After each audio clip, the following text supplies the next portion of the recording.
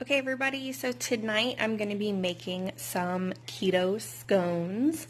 I am not going to be making the version of scones that you traditionally see at your grocery store here in the United States.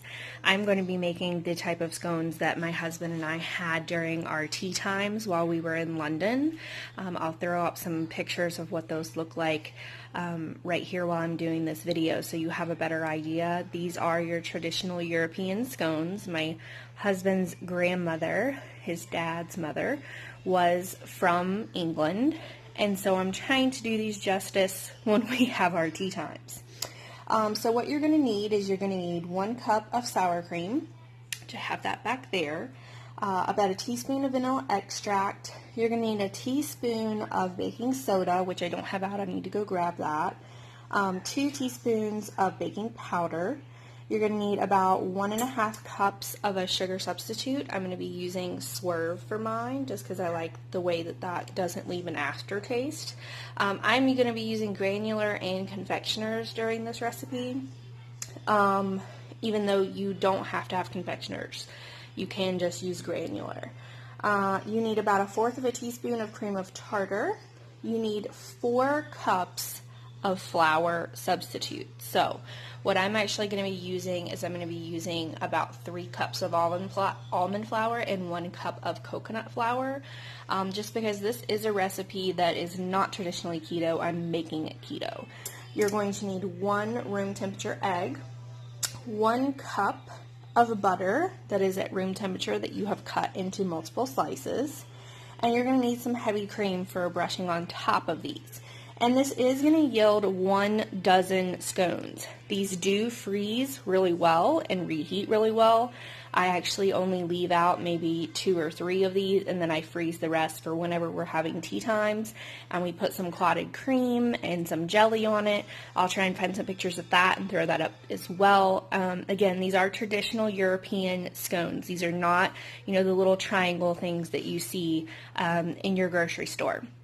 And these are really fresh. They puff up really big, almost like what a biscuit would look like to us.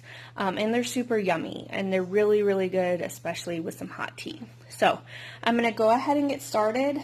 First, what I'm going to do is I'm going to blend my sour cream, vanilla extract, and baking soda together in this smaller bowl. I already have my oven preheating to 350.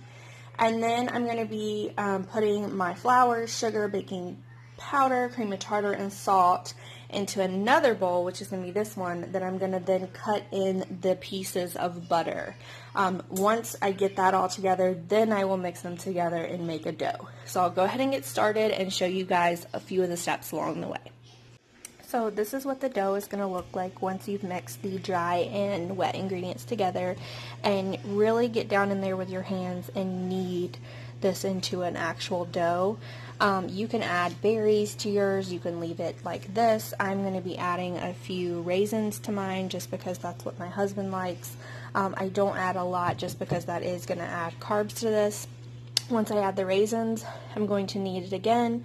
I then have a pan over here that is lined with foil and parchment paper that I have sprayed, that I will then make 12 individual round balls with this and place them over onto my sheet. Once I do that, I'm going to lightly coat them, just brush them on top with a little bit of heavy whipping cream, and then sprinkle a little bit of sugar right on top of them. So I'll show you what that looks like once I'm done. Okay, this is what everything is going to look like right before it goes into the oven.